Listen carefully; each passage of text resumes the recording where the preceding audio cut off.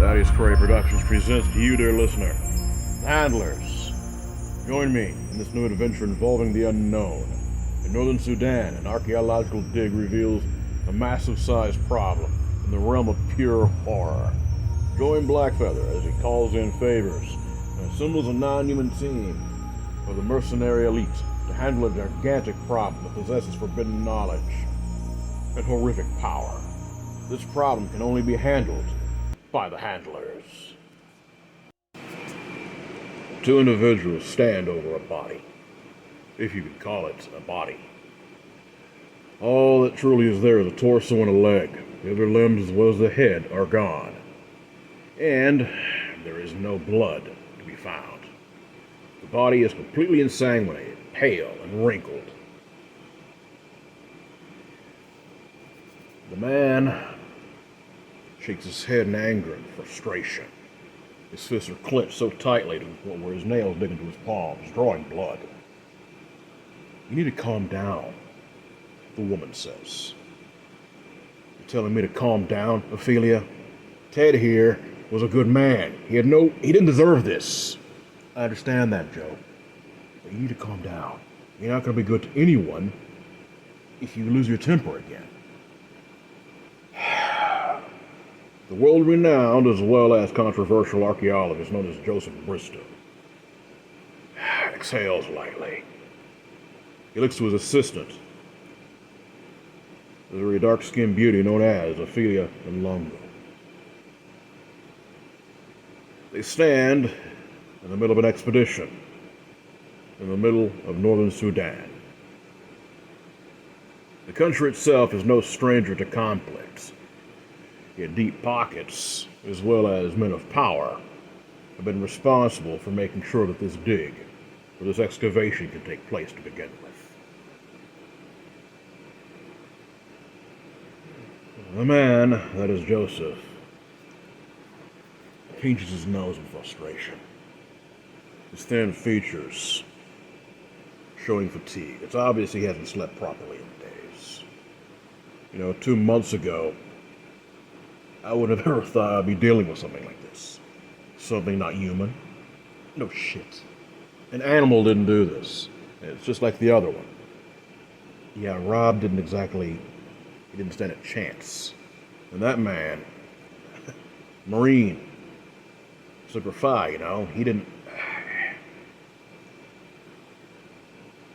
he was head of security. He shouldn't have gone out like that. I've known him for how many years? 15, 20?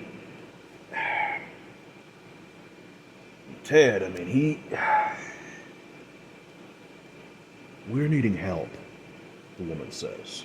Yeah, I know. I just don't know who the hell I'm going to reach out to. Well, why don't you call your employer? She says, smirking lightly. Zelensky? Are you out of your mind? He's already breathing down my neck when it comes to the progress that we've made. I also think that he might be a little more open-minded than you're thinking. We're needing help. And if he's wanting us to find the results that he's after,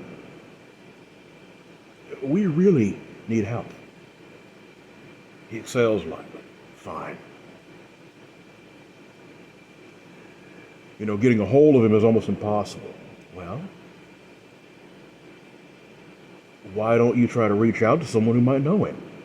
We have someone here working with us who actually might be very much in the know when it comes to reaching out to him. Abel's always been one to kind of keep a low profile. Well, I know for a fact he associates with other werewolves.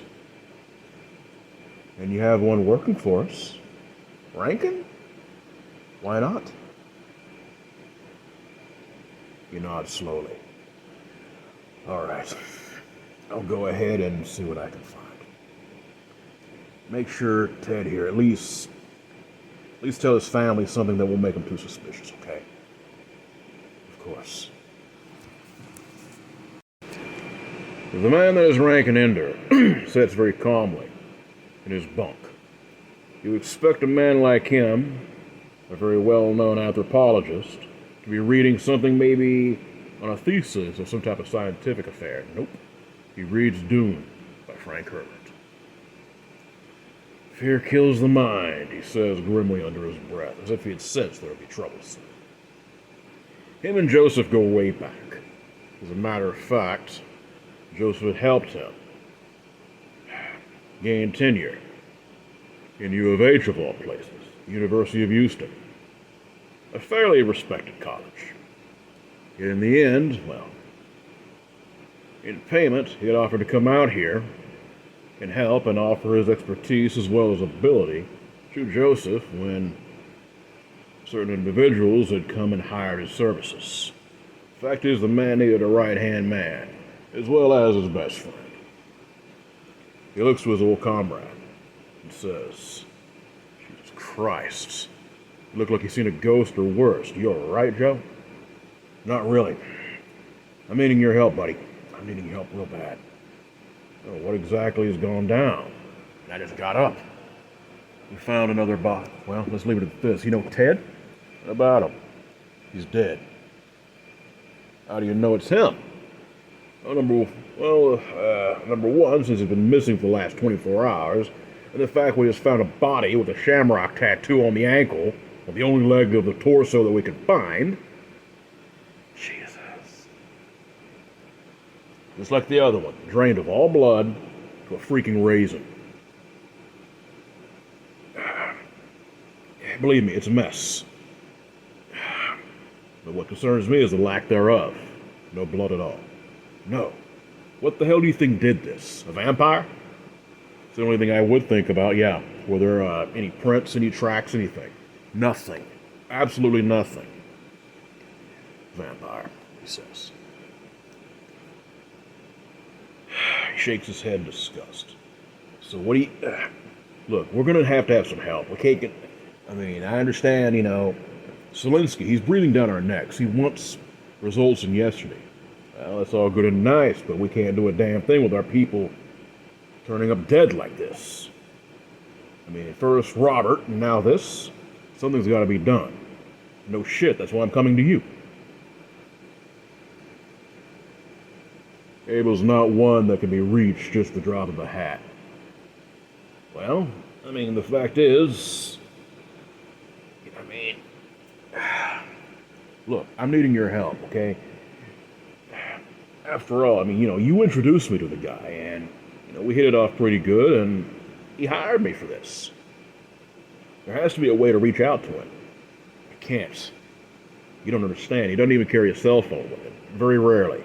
He keeps numbers, you know, people's digits and all that stuff. He taps his forehead. And here, I mean, the man is a genius beyond what you can imagine. And it's not just due to him having a long life. It's due to him just...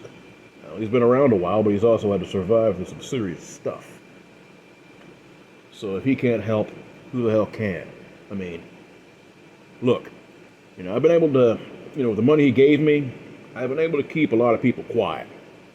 But the authorities are starting to ask one question too many, and especially a dig this big, this fucking pyramid we found. I mean, the carbon dating is coming back. It should be coming back. You know, the tests we've ran on those stones, it should come back any moment. But we're needing time. And I really want to start this dig up as fast as we can. But you know, with this going on, we can't do. How is the crew responding? Other than the fact they're a bunch of superstitious yokels, not too great. I mean, me and Ophelia were able to get the body secured, and you know, I don't even know what the hell we're going to tell Ted's family. He exhales lightly. We're going to need a group of people. I know a few guys that can help. But you can't get Abel. I'm not going to be able to reach out to him unless he wants to be reached. He may call you or me or anything. Of course, he'll be wanting answers. But Zelensky's not one to...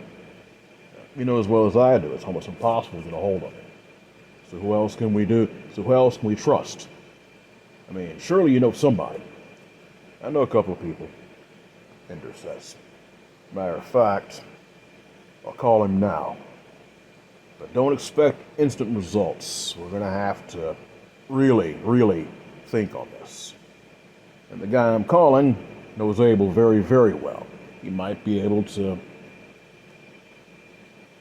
get us the help we're needing, especially if we're dealing with this. I just don't get it. I mean, I've kept my mouth shut with this completely. Who the hell else could know? I mean, other than Zelensky, who the hell, what kind of supernatural thing, I mean, nothing against you, okay? What kind of creature would have knowledge of this? We haven't told anyone. When it comes to vampires, believe me, they're in the know. And we need to find out quick.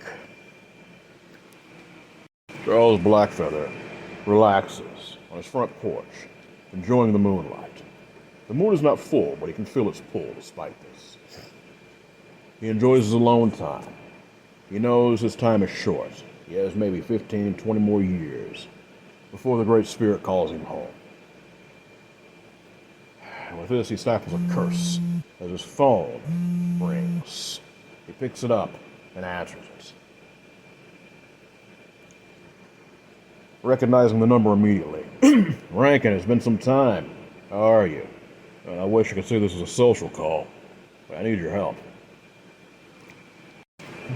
What is going on? Well, has Abel told you about the expedition that I'm part of? He's mentioned it somewhat, but he's, well, you know how secretive he is. Yeah, I figured he'd keep it hush-hush. Look, we have a real problem. I know he's wanting this done yesterday, but right now, with what we're dealing with, it's not going to happen. Have you found out anything? Right now, we've sent out tests to test the rock as well as the stone that this pyramid is made out of. We're not knowing anything. I mean, maybe it's, you know as well as I do, from what little I've been able to say, it's not Egyptian, I can tell you that. It's something that's, and this has nothing to do with anything that we've known before. That's all I can really say right now. Yeah, I understand. Look, I can help you, but I'm going to have to talk to Abel first. That's all good and nice, but how the hell can you... Trust me, I can reach him, all right? Me and him keep in contact, okay? I thought he didn't carry a phone. He doesn't keep one for very long. But trust me, I can reach out to him. And he won't have a problem funding any kind of help you're needing. All right, man, we're really needing it. Don't worry, I'll take care of it. Give me about 24 hours, all right? If we have that long, trust me. I don't have a choice, do I? Rankin says, hanging up. In his old estate, Abel very calmly sits, watching the fireplace. It's something he truly has always enjoyed doing. He has no use for a television. He listens to a radio every now and then. For the most part, as of late, he simply enjoyed reading more than anything else, whether it be something new or something centuries old. However, he notices his phone vibrating. He scowls lightly. There's only one man or two that would know the number of the phone in which he recently purchased. And with this, he answers it. Hello, Blackfeather. How are you, my friend? I wish I could say great, but I'm not. It has to do with the expedition. What has happened? I saw that I had left it in capable hands. As far as I know, you have. They're at least capable enough to know when to ask for help. What has happened? Well, a friend of mine, he's a good kid. I've known him for a few years. He is part of the Brotherhood. He's been one of their members for quite a while. Ah, so you're speaking with fellow Werewolf. And who would this individual be? Well, you'd know him, Rankin. And is a good man. A wee bit naive in some ways, but a good man. What is the trouble? He says, getting to the point immediately. Well, he says that, from what Lily was willing to say, there's been 2 killings on the site. Damn it, he snarls. I cannot get directly involved. I understand there's too many people that we all care about that could be affected by this.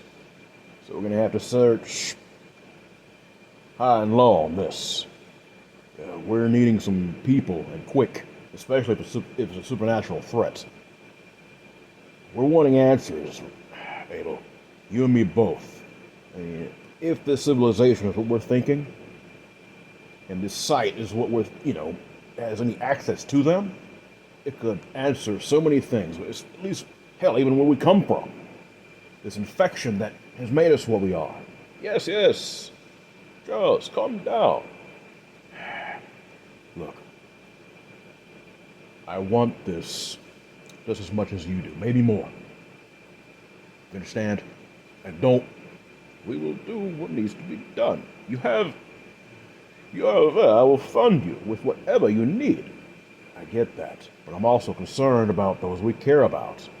We have to keep this close to the vest. I'm not exactly in the mood or desire to lose anyone I love, all right? Especially over this. Because you are aware there are people who would kill every last one of us if they could. I'm aware of this. We are going to have to bring in a few people that will be able to take care of this problem. Especially if it is something's not humans that is killing their people. He hasn't told me hardly anything. I told him I would call him back within 24 hours. I'm needing the go-ahead. I know I have an idea of who to gather, and I'm thinking that we might need to assemble the handlers. So there you have it. When the situation is too much for normal human beings to handle, the handlers have to be assembled. This was only the first chapter. It was requested that I do it in segments, so that's how it's going to work. Also, it gives me a chance to release this content out a little bit sooner than when I originally planned, because over 3 hours worth of content takes a long time to edit. So that's how it works. So either way, this was the first chapter. I hope you guys enjoy it, and the second one should be coming out very soon. Each one of these will be in about between 15 and 30 minute segments. You guys be blessed and you be safe.